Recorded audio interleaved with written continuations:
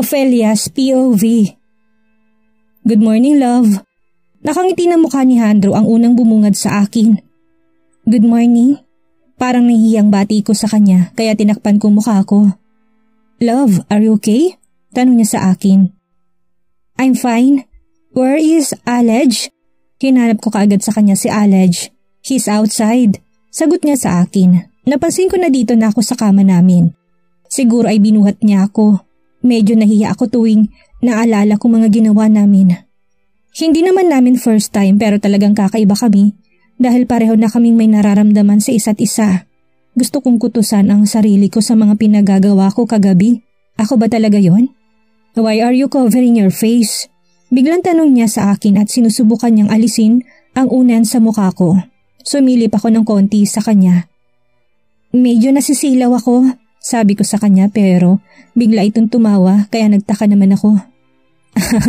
Love, hindi naman nakabukas ang bintana natin, aniya sa akin. Kaagad naman akong tumingin sa bintana at tama siya, nakasara nga. Sa sobrang hiya ko'y bigla akong bumangon. Ouch! Napadaing ako dahil sobrang hapdi ng nasa pagitan ng mga hita ko. I feel sore down there. Namamagayat ang hiyas ko. Are you okay? Nag-aalala na tanong niya sa akin. Do I look okay? Mataring na tanong ko sa kanya. I'm sorry, love, sabi niya sa akin. Nakakainis ka kasi. Akala ko tapos ka na kagabi dahil inaantok na ako pero patuloy ka pa rin pala kahit tulog ako. Naiinis na sabi ko sa kanya habang namumulang mga pisngi ko. Nagising kasi ako na nasa pagitan siya ng hita ko at kinakain ako. Kahit sino sigurong tulog ay magigising lalo na kapag minumukbang ka ng tulog. Love, you like it naman diba? Harder please love, I want more. Mga linyahan mo kagabi, aniya sa akin habang ginagaya ang mga sinasabi ko kagabi. Manahimik ka na nga. Pasalamat ka at nagustuhan ko kaysa hindi. Nainis na sabi ko at nagsimula na ako maglakad palabas. Paika-ika pa ako dahil masyado yata ako nabugbog kagabi. Bawat hakbang ko ay medyo nanginginig ang mga tuhod ko. Dagdagan pa ng mahapdi naiihi pa naman ako. Gustuhin ko man na tumakbo papunta sa banyo hindi ko magawa. Ay! Nagulat ako dahil bigla na lang niya akong binuhat. Akong nahihirapan sa'yo, love.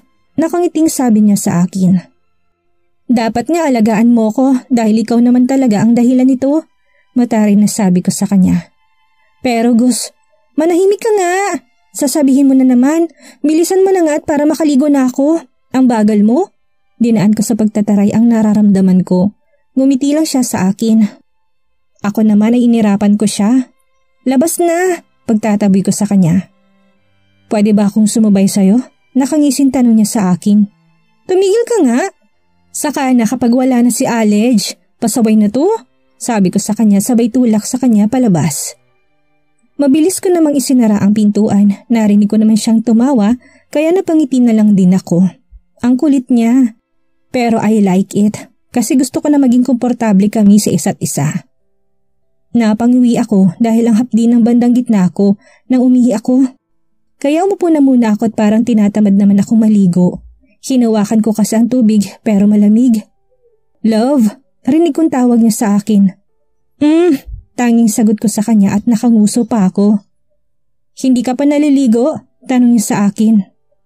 Ang lamig po ng tubig. Parang bata na sagot ko sa kanya. Okay, pwede ba akong pumasok? Tanong niya sa akin. At bakit? Mataring na tanong ko sa kanya. Para Jandro!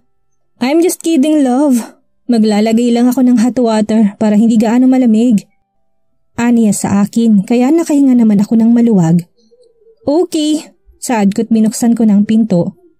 Pumasok siya at naglagay siya ng tubig. Tiyanek rin niya kung mainit ba masyado o hindi. Lihim ako napangiti dahil ang gwapo niya lalo. Dad checking me? Ha? Wala po, sagot niya at kinurot niya ang pisngi ko.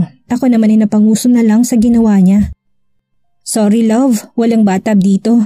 Biglang sabi niya sa akin. It's okay love, mas gusto ko nga ng ganitong buhay.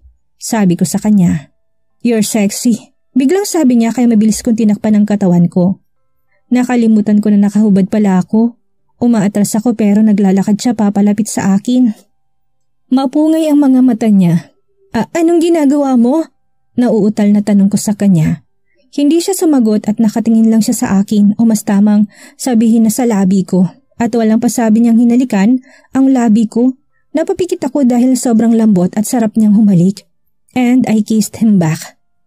Love, masakit pa. Sabi ko sa kanya. I know love, gusto lang naman kitang halikan. Nakalimutan ko kasi ang morning kiss ko kanina. Maligo ka na at huwag kang magtatagan dahil baka pasukin kita dito. At baka hindi ko mapigilan ang sarili ko na angkinin ka. Okay, bibilisan ko po. Labas ka na dahil baka maabutan tayo ng anak natin dito. Nakakahiya. Utos ko sa kanya. Okay love. Nakangiting sabi niya. Hinalikan niya ulit ako bago siya lumabas. Napahawak na lang ako sa labi ko. Kinikilig ba ako? Tanong ko sa sarili ko. Hindi ko inakala na mararanasan ko pa ulit ang ganito. Ang kiligin at magmahal ulit. Sadyang pabago-bago talagang mga nangyayari sa buhay ko. Dahil noong mga nakaraan ay galit ako sa kanya. Pero ngayon, in love na naman ako. Pero masisisi ko ba itong puso ko? Tinapik-tapik kong pisngi ko. Kitang-kita ang pamumula ng pisngi ko habang nakatingin ako sa salamin. Naligo na ako dahil baka totohanin niya ang sinabi niya. Napapasukin niya ako kapag nagtagal pa ako. Marupok ako pero ayaw ko na lalong hindi makalakad. Mahirap na, baka bumigay ako kagad sa kanya. Minsan iba pa naman ang sinasabi ng utak ko kaysa sa katawan ko. Pagkatapos kong maligo ay medyo gumaan ng pakaramdam ko. Kahit na medyo masakit pang katawan ko. Paglabas ko sa banyo ay may naamoy ako. Ang bango, amoy lutong karinderya. Kaya bigla ko nagutom. Pumasok muna ako sa silid ko para magbihis at nang matapos na ako ay lumabas na ako. Hi mom! Nakangiting bungad sa akin ni Alej na nakaupo sa may couch. Hi baby! Where is your daddy? Tanong ko sa kanya. Nasa labas po! Nakangiting sagot niya sa akin. Anong ginagawa niya sa labas? Tanong ko sa kanya. Nakikipag-usap po sa mga dalaga sa... Hindi ko na pinatapos si Alej sa sasabihin niya dahil biglang uminit ang ulo ko. Kaya mabilis ako naglakad papunta sa may pintuan. Nakikipag-usap pala ha? Lagot talaga siya sa akin. Pero napako ako sa kinatatayuan ko nang buksan kong pintuan. Good morning, doktora! Sabay-sabay na bati nila sa akin. Good morning sa inyong lahat. Parang naiiyak na bati ko sa kanila. May mga mesa, upuan at may mga pagkain na nakalagay sa mesa. Ang mga luhang pinipilit kong pigilan ay nagunahang bumagsak dahil nakita kong asawa ko napapalapit sa akin. May hawak siyang isang punpon ng bulaklak. Ngayon pala ang opening ng klinik namin. Palagi na lang ako nasosorpresa tuwing lumalabas ako sa pintuan ng kubo. Nandito din ang mga buntis na nilista ko. Love, naiiyak na tawag ko sa kanya. Congratulations, Doc Ophelia. Nakangiting sabi niya sa akin. Thank you, love. Ikaw ang may gawa ng lahat ng ito. Kung hindi dahil sa iyo ay wala itong klinik. Thank you so much, sabi ko sa kanya. Shh, don't cry. You deserve it. At gusto ko na ibigay sa yung pangarap mo. Mahal na mahal kita. Sabi niya sa akin na para bang wala siyang pakialam na may ibang tao sa paligid namin. I love you too, Handro. Salamat po senyorito at doktora. Malaking tulong po talaga ito sa aming lahat. Sabi sa akin ng mga buntis. Masaya po kami makatulong sa inyo. Huwag po kayo mahihiya sa akin. Kumain na po tayo. Nakangiting sabi ko sa kanila. Kuya, tayo po kayo ni ate dyan. I'll take a picture po. Sabi sa amin ni Soraya. Sinunod naman namin siya, may pictures na ako lang. Meron din nakasama ko si Handro at ang iba naman ay si Alej. Sinama rin namin si Soraya. At bigla ring dumating si Amir kaya para kami isang buong pamilya. Wala man dito sila mommy pero masaya ako dahil kahit papaano ay may pamilya ako may tuturing. May bagong pamilya. Masaya kaming nakisaya at kumain kasama ang mga taga rito sa asyenda. Wow! What a celebration! Napatigil kami dahil biglang dumating ang demonyita kong biyanan. What are you doing here, Mom? Mahinahon na tanong ni Handro sa kanya. Hindi ba ako invited? Di ba isang pamilya tayo? Tanong niya. Naramdaman ko naman ang paghawak ni Handro sa bewang ko habang karga niya si Alej. Mom, not now. Mahinang saad ni Handro. Hindi naman ako nagugulo. Nandito lang ako para makisaya. Ophelia, hindi ba ako pwedeng makisaya dito? Mahinahong tanong niya sa akin. Hindi ko naman alam ang isasagot ko sa kanya. Nakangiti siya sa akin pero alam na alam kong peke lang ang pinapakita niya sa akin. Ang mga katulad niya ay hindi magbabago kaagad, kaya hindi niya ako maloloko. Ngumiti naman ako sa kanya. Bakit naman po hindi? Welcome na welcome po kayo dito. Nakangiting sabi ko sa kanya.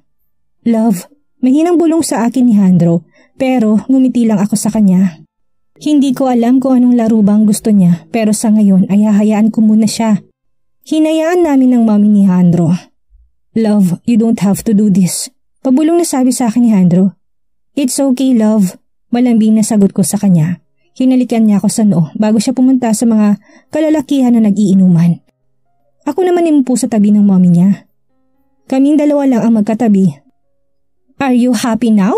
Tanong niya sa akin habang nakangiti. Opo, masaya ako. Kayo po ba hindi? Nakangiti rin na sabi ko sa kanya. Sulitin mo ng mga araw na masaya ka dahil hindi rin yan magtatagal. Same to you po. Nakangiting sabi ko sa kanya. Nakita ko kung paano namula ang mukha niya sa galit pero wala naman akong pakialam sa kanya. Mas lalo pa nga akong ngumiti dahil panay ang tingin sa akin ng asawa ko. Alam ko na nag-aalala siya dahil magkatabi kami ng mom niya. Sige po ha, puntahan ko na po muna ang asawa ko. Paalam ko sa kanya. Tsk, asik niya sa akin pero hindi ko nalang pinansin. Naglakad na ako papunta kay Jandro at sinalubong niya ako ng halik sa noo.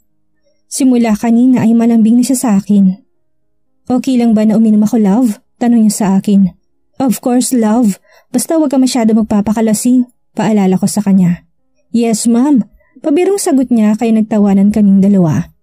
Doon lang muna ako, love. Paalam ko sa kanya at pumunta ako sa mga buntis. Kinamusta ko sila. Napangiti ako dahil maayos naman silang lahat. Hapon na at umuwi ng ibang mga kasama namin. Umuwi na rin sila Soraya. Ako naman ay pumasok na muna sa loob ng bahay dahil parang inaantok ako. Pagpasok ko ay busy si Alej sa paglalaro sa iPad niya. Hinayaan ko na lang siya at dumiretso ako sa loob ng silid namin. Humiga ako at hinayaan ko na tangayin na ako ng antok. Tulong! Tulungan niyo po ako! Sigaw ko dahil nasa isang madilim na silid ako. Huwag kang sumigaw dahil walang tutulong sa iyo. Sabi sa akin ng hindi ko kilalang boses. Nasaan ba ako? At sino ka? Tanong ko sa kanya. Hindi ko pwedeng sabihin sa'yo, pero wag ka na lang maingay para hindi sila magalit sa'yo. Saad niya sa akin. Kuya, gusto ko na umuwi. Alam kong hinahanap na ako ng mami ko. Alam ko naiiyak ang mami ko kapag nalaman niyang nawawala ako. Saad ko sa kanya. Paparating na sila kaya behave ka lang ha? Babalikan kita, sabi niya sa akin. Kuya, tulungan mo ako. Sigaw ko sa kanya pero hindi na siya sumagot sa akin. Wala na ako narinig pa hanggang sa bumukas ang pintuan na bakal at pumasok ang isang lalaki. Gising na palang prinsesa ng mga Balyarta. Sigurado ako nagkakagulo na sila sa kakahanap sa'yo. Nakangising sabi niya sa akin. Sino po ba kayo? At anong kailangan mo po sa akin? Natatakot na tanong ko sa kanya. Nakakatakot ang mukha niya. May malaking guhit ang pisngi niya. Nanghihina din ako dahil sa kanina pa kumukulo ang tiyan ko sa gutom. Ang kailangan ko? Ang tita mo? Sagot niya sa akin.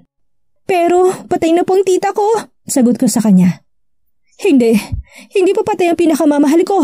Sigaw niya sa akin at pinalo niya ako ng sinturon. Mapaluha ako dahil sa sobrang sakit. Kitang-kita kong galit sa mga mata niya. Ak mga hatawin niya ako ulit ng sinturon ay may pumigil sa kanyang isang lalaki. Kuya! Tawag ko doon sa lalaki. Dad, akala ko po ba dudukutin niyo lang siya? Bakit niyo po siya sinasaktan? Tanong nito sa lalaki. Alice, bakit ka pa nandito? Umalis ka dahil malilintikan sa akin ng batang to. Siya ang dahilan kung bakit nawala sa akin ang pinakamamahal kong babae. Sigaw nito. Dad, please, huwag ngayon, may ibang araw pa po. Pagpapakalma niya sa daddy niya. Sisiguraduhin ko na pagbalik ko dito ay lulumpuhin na kita. Pagbabanta niya sa akin. Ako naman ay naiwang nakahawak sa binti ko na mahapdi. Umiyak ako ng umiyak hanggang sa may narinig akong kaluskos. May maliit na butas ako nakita kaya gumapang ako papunta doon. Sumilip ako at nakita kong mga mata ni kuya. May siliksik siya sa butas. Isa itong bottled water at nagbigay din siya ng tinapay. Kainin mo yan para may lakas ka. Patawadin mo ako sa ginawa sa'yo ng daddy ko, sabi niya sa akin. Salamat po sa pagkain kuya, okay lang po ako. Umiiyak na sabi ko sa kanya. Kinain ko pagkain na ibinigay niya dahil gutom na ako. Halos araw-araw ay pumupuslit si kuya ng pagkain para sa akin dahil hindi naman ako dinadalhan ng pagkain. Hanggang sa bumalik ulit ang monster na lalaki. Ang tibay mo rin dahil hindi ka pa rin namamatay? Nakangisi na sabi niya sa akin. Parang awa niyo na po, palabasin niyo na po ako dito. Umiyak na sabi ko sa kanya. Ngayon ko lang napansin, maganda ka palang bata. Nakangisi na sabi niya sa akin. Pareho kayo ng mga mata ng tita mo. Unti-unti siyang lumapit sa akin, kaya binalot ng takot ang buo kong pagkatao. Iba rin ang kulay ng mga mata niya at para siyang wala sa sarili niya. Huwag po kayong lumapit, pakiusap po, wag po. Umiyak na sabi ko sa kanya pero hindi siya nakikinig sa akin at patuloy lang siya sa paglapit.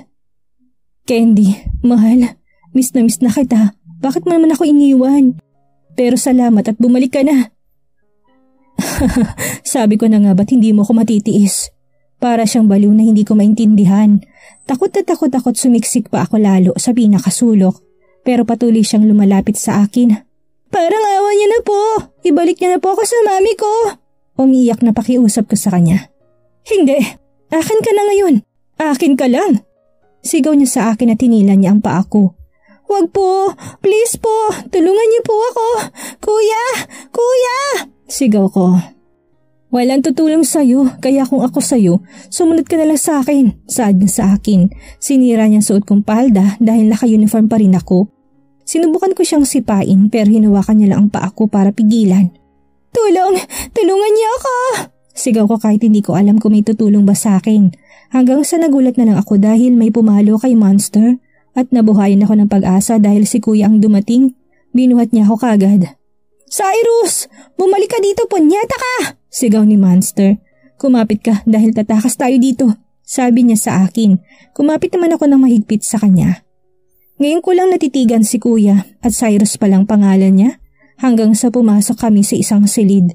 Hinubad niya ang suot niyang damit at yun ang pinasuot niya sa akin. Ako naman ay umiiyak habang nakatingin sa kanya. Stop crying dahil baka marinig nila tayo at baka hindi ka na makaalis dito. Pagpapatahan niya sa akin. Niyakap ko siya, tumigil na ako sa pag-iyak. Thank you kuya. Mahina akong bulong ko sa kanya. Tumahan ka na dahil makakaalis ka na dito. Parating ng mga pulis para iligtas ka. Sabi niya sa akin. Paano ka? Sasama ka sa akin hindi ba? Tanong ko sa kanya. Sasamahan kong daddy ko at kalimutan mong lahat na nakita mo't naranasan mo dito. Balang araw magkikita tayo. Sabi niya sa akin. Kuya, balang araw hahanapin kita. Nakangiting sabi ko sa kanya. Huwag mo kong hanapin dahil ako maghahanap sa'yo. Payag ka ba na pakasalan kita kapag nagkita tayo? Tanong niya sa akin. Oo naman, payag ako. Kahit hindi ko gaano naintindihan ay sumagot ako ng oo sa kanya. Cyrus! Alam ko tinatago mo siya. Malilintikan ka sa akin. Sinasabi ko sa'yo, ilabas mo na siya. Sigaw ng Monster. Shhh! Bulo sa akin ni Kuya. Hanggang sa nagulat kami dahil may narinig kaming mga putok. Mabilis akong hinila ni Kuya palabas. Hindi ko alam kung saan kami pupunta pero hinayaan ko lang natangayin ako ni Kuya hanggang sa may biglang humila sa akin. Huli ka! Dad, let her go!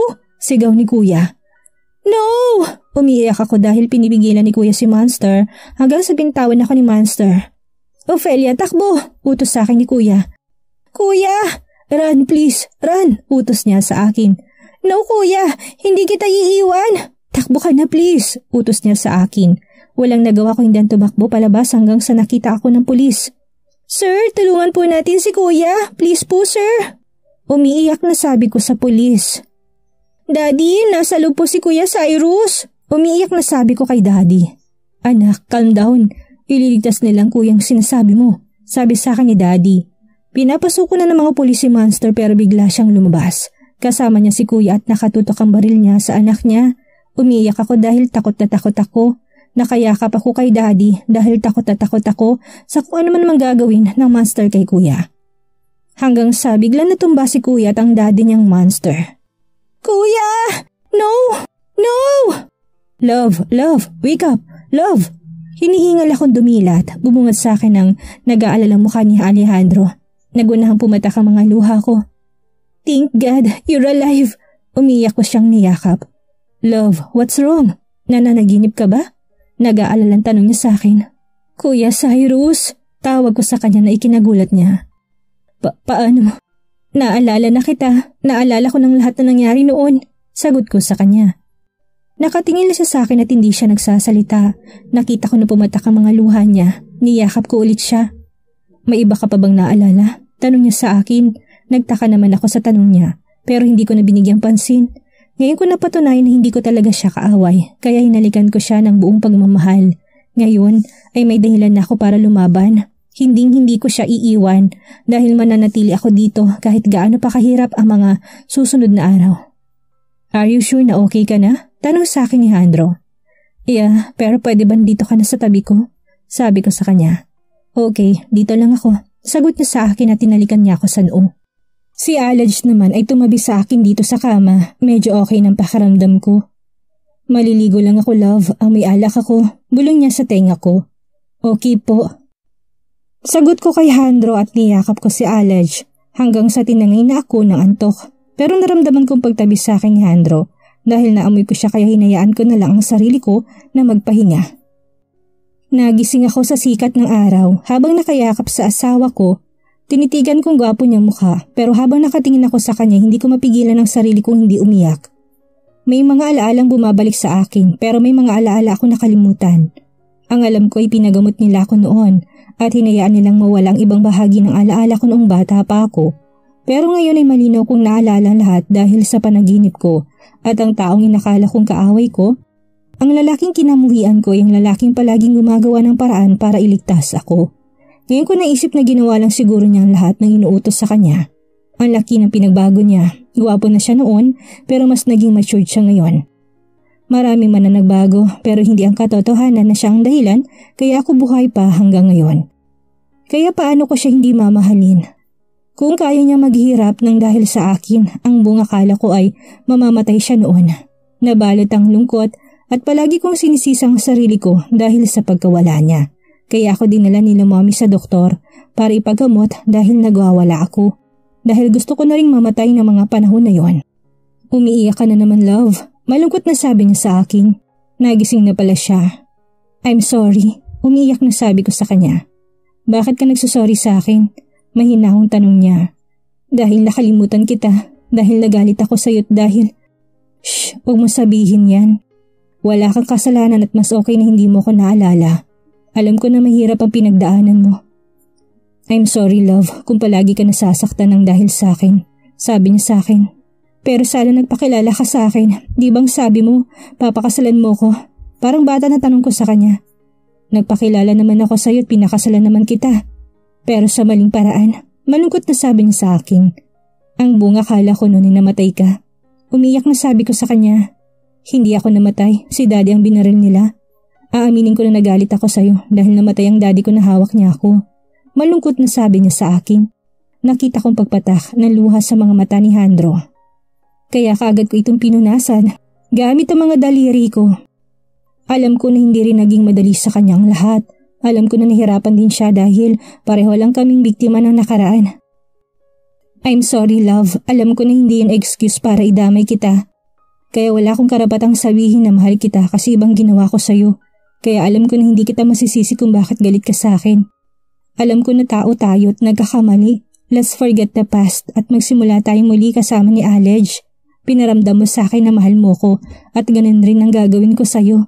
Maging masaya tayo kahit na sobrang hirap ng mundong ginagalawan natin. Nakangiting sabi ko sa kanya. Hindi na siya sumagot sa akin at tinalikan niya ako sa labi. Niyakap ko naman siya. Ilang minuto rin kami sa ganitong posisyon bago kami nagpasyang bumangon na para maghanda ng almusal. Hinayaan ko ng asawa ko na magluto dahil yun ang gusto niya.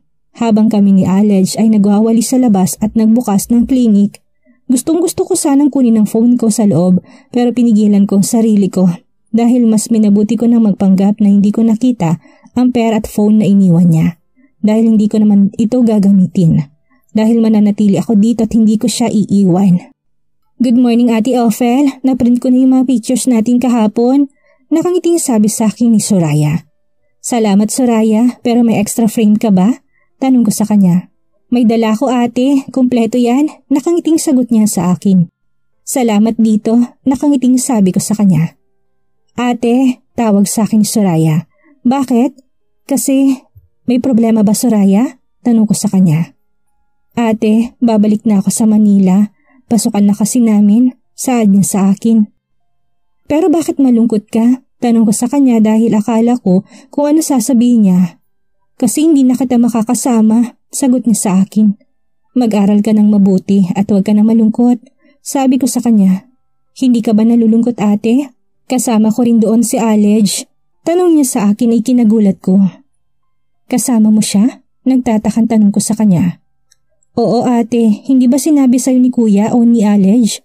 Wala silang sinasabi sa akin, kaya hindi ko alam, sabi ko naman sa kanya. Sorry ate, akala ko kasi sinabi na nila sa'yo. It's okay, baka nakalimutan lang ni Alej na sabihin sa akin. Nakangiting sabi ko habang pinipilit kong sarili ko na maging okay. Nawala sa isip ko ang posibilidad na aalis din si Alej dito na mag-aaral siya. Pumasok na si Soraya sa loob at sumunod ako sa kanya. Sakto lang ang pasok namin dahil tapos na rin magluto si Handro. May problema ba? Tanong bigla sa akin ni Handro. Wala naman po love, nakangiting sagot ko sa kanya. Are you sure? Tanong pa niya ulit sa akin. Love, tawag ko sa kanya. Yes love. Kailan babalik sa Manila si Alej? Lakas loob na tanong ko sa kanya. How did? Sinabi sa akin ni Soraya kanina, sagot ko sa kanya. Love, sorry kung hindi ko pa nasabi sa'yo. Nakayuko na sabi niya sa akin. Aalis ka rin ba? Tanong ko sa kanya. Mahabang katahimikan ang namayani sa amin. Hinawakan kong kamay niya at ngumiti ako sa kanya. Huwag mo nalang pansinin ang tanong ko. Sabi ko sa kanya, tinuloy ko ang paghuhugas ko ng mga plato. I'm sorry. Bulong niya sa akin at niyakap niya ako mula sa likuran. It's okay, I understand. Sabi ko sa kanya. Nalulungkot ako pero hindi naman ako pwedeng magtampo. Dapat ay masaya ako dahil papasok na to sa school. Kung pwede lang sana na ako maghahatid sa kanya sa unang araw niya sa school ay gagawin ko. Naririnig kong pagbuntong hininga ni Handro kaya napangiti naman ako. Ako ngang iiwan niyo dito pero parang ikaw pang nalulungkot dyan. Pabirong sabi ko sa kanya. Hindi siya sumagot at mas sumiksik pa sa akin. Hinayaan ko na lang siya hanggang sa natapos ako sa ginagawa ko. Buong araw ako matamlay pero hindi ko pinakita sa kanila. Pinilit ko pa rin na maging okay ako. At sa habang papalapit ang araw, nang pag-alis nila ay mas lalo akong malulungkot. Parang ang bilis kasi, parang natulog lang ako tapos magigising na lang ako na mag-isa ulit ako dito. Mommy, don't be sad kasi every week po ako uuwi dito, sabi sa akin ni Alej. Okay po, mag-enjoy ka sa school, nakangiting sabi ko sa kanya.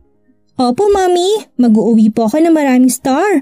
Gagalingan ko po sa school, sabi niya sa akin. Love, here. Napatingin ako sa hawak ni Handro. Binibigyan niya ako ng phone. Kaya tumingin ako sa kanya na may pagtataka. Para saan yan? Tanong ko sa kanya at hindi ko ito tinatanggap. Gamitin mo para matawagan ka namin. Sagot niya sa akin. Hindi ka ba nag-aalala na? I trust you and it's your decision. Kung gusto mo nang bumalik sa pamilya mo. Sagot niya sa akin at hindi na ako hinayaan na ituloy ko pa ang sasabihin ko. Ngumiti lang ako sa kanya pero ramdam kong lungkot sa boses niya. Tatawag po ako palagi, Mommy. Malambing na sabi sa akin ni Alej.